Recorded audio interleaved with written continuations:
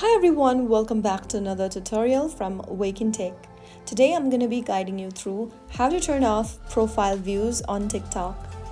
First of all, open the TikTok application and make sure that you're logged into your account. Once you're logged in, tap on profile icon at the bottom right corner. This will open up your profile, from where you'll need to go select the three lines at the top right corner. Now click on Settings and Privacy. Go ahead and tap on Privacy under Accounts and then scroll all the way down and tap on Viewers. Now, toggle off the button right next to View History. After you do that, turning off this feature means you won't see who viewed your profile and others won't see if you viewed theirs either. Now your profile views are private. That is how it's super easily done. If you found the video helpful, don't forget to like, share and subscribe. I will see you in the next episode. Thank you for watching.